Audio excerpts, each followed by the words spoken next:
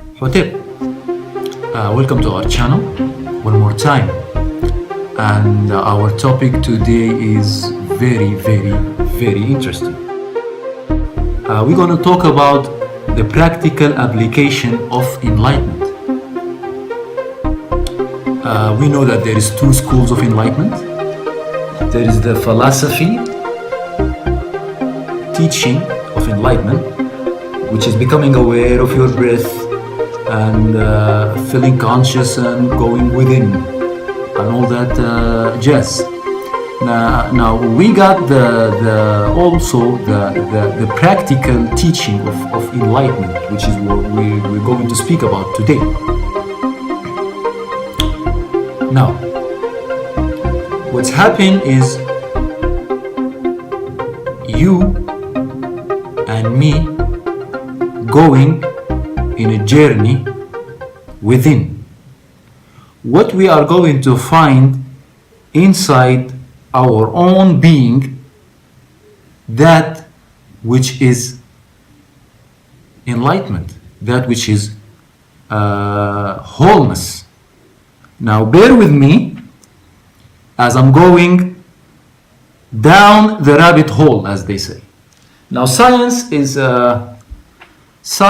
not a mystery. Science is not a conspiracy. It's not angels versus demons. It's not nothing like that. Science is practical application. Now, in terms of the technology and this age, which is based on practical application. This year or this era or this time is the time of you giving something practical or something that can hold things together. Okay.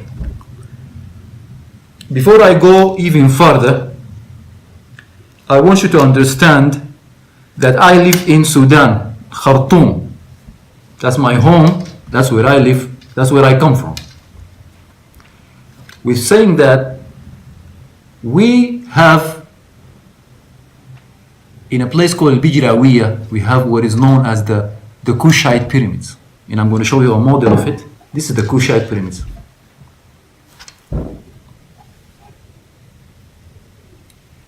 It's 72-degree angle on the bottom and 36-degree angle on the top, and that is called the Phi pyramid. Phi as in Phi geometry, as in fractal geometry, as in the Fibonacci spiral. So that is the science that we're going to speak about. So if you bear with me, what's happening here is we are trying to find a way to experience that knowledge one more time, or to experience that level of consciousness that we reach at that ancient time. Now I want you to forget about the history, forget about what's happening in that era, who was the king, who killed who, where this, forget about the history. I want you to focus on the geometry, because that's what it's all about. It's about the geometry. Now, geometry is immortal, is ever existing. It's never, how can I say this? Never gets old. You can't say that this geometry, the time of this geometry is over, because the geometry is consciousness in itself. Are you with me? And we're talking about a field of energy which is called bioactive field. Bioactive by means is that this shape, not only the shape, not only the geometry, also the material that would this shape made of. This is made of copper, and copper is conductive. But if we are talking about a grasp-rooted bioactive field, we need to use wood, something like this. Now this is the Egyptian pyramid, the one in lower Egypt, which people know as Kemet. Now this is the wooden. It's a wooden model. Now the difference between those two is the geometry is different, but the effect is the same. They are both go with the same geometry, which is phi, which is fractal field or fractal capacitor of energy. That's what this shape is making. Now, to reach this kind of consciousness and to reach this kind of level, we need to learn science all over again. And what says about the science, what we know about Einstein and Newton is that Newton did not give or did not produce any physical evidence of what gravity is. So what Newton gave us is they gave us equation, a physical equation of what gravity is, but it didn't give us the cause of gravity. Now the cause of gravity is actually this implosive energy which happens when you're going inside yourself in a meditative state. That's what we're talking about here. Einstein spoke about energy goes by the speed of light, and he didn't study the energy that goes beyond the speed of light. It's faster than the speed of light. So Einstein did not know this, and Einstein did not know what fractality. He didn't study fractality. No one told him about fractality. Now fractality is a very unique shape that produced by nature. I can give you a very quick view. It's the spiral. You know the spiral, as we said in the Kushite pyramid, the Sudanese pyramid. You got the fractal spiral here. So this is why this pyramid is called the golden pyramid, or the most powerful pyramid, because this pyramid is the shape of that fractal field exactly. Now to speak about this in more detail, there is 4 shapes that have a biofeedback, that give you a biofeedback, which is the cube, and the tetrahedron, and the icosahedron, and the dodecahedron. Now we're going to speak about the fraction or the combination that makes that energy, which is the dodecahedron. Now this is a very important shape in physics. Why? Because this shape is, what it does is it imitates fractal nature or fractal geometry. Now this shape gives you 2 sides. It got dodeca, and it gives you also the icosahedron. Now the icosa is the shape of water, is also the shape of hydrogen. Is a 20 triangles in a nest, the nest of triangles. Now this shape and this shape is dual.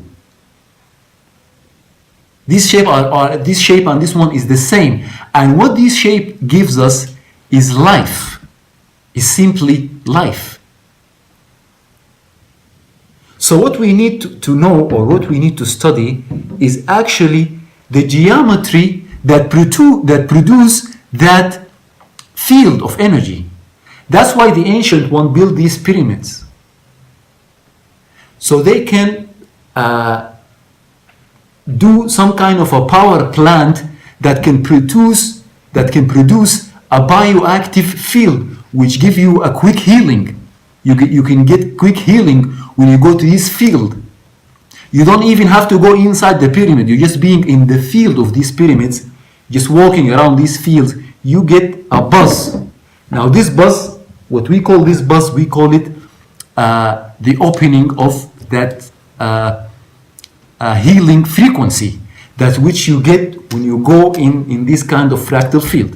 Now, to make long story short, I'm living here in Sudan, and I'm doing a big project called SPNP, which stands for Sudan Pyramid National Project.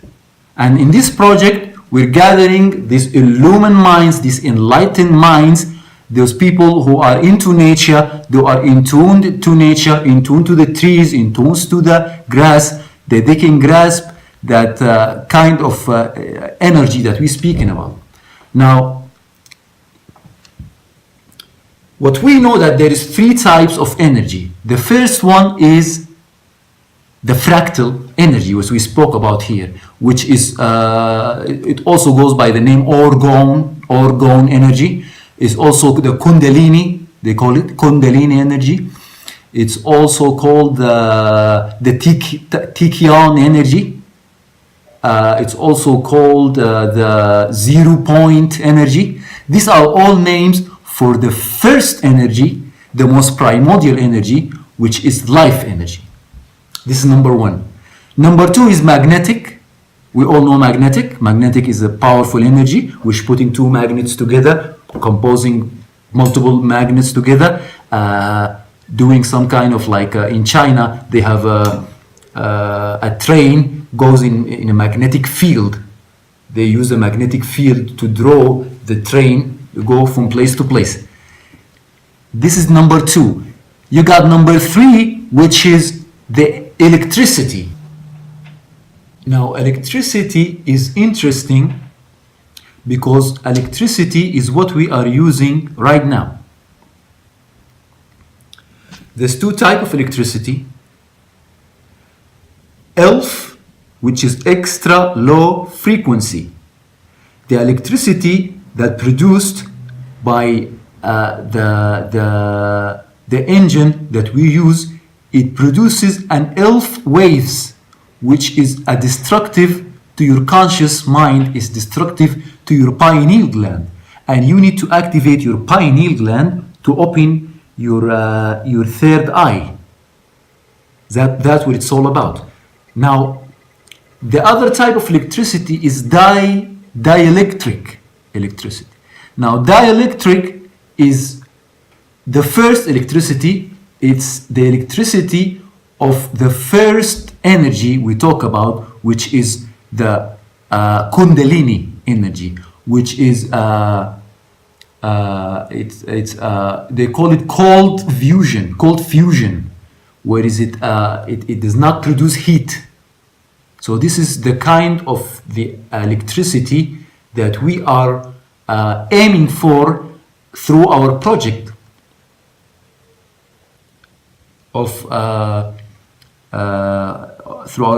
which is bringing back the science of fractality or fractal geometry. Before I leave you, I want to tell you that if you are interested in our researches, if you are interested in our science, interested in our knowledge, please hit us with a message or any kind of question. You are welcome anytime. I will leave you by these simple words as we get from our ancestors. The word is Ankh Uja Sanib, and Ankh means life. And that's interesting because our ancestors in ancient time in Kemet, in Kush, you know, the Nile, the Happy Valley civilization, they have a school of teaching. They call it Pir Ankh. And Pir, this is a home. Pir is home, house. You got Pir, you got Ankh. So it's the house of life. Pir Ankh, house of life. What's interesting, Pir Ankh is a big university where our ancestors used to study these things. They used to study this geometry, because what's interesting about this geometry is that it's not just any geometry. It's the geometry of life. So I'm going to leave you with this, and I'm going to tell you, I'm going to say dua عن خجا سنب.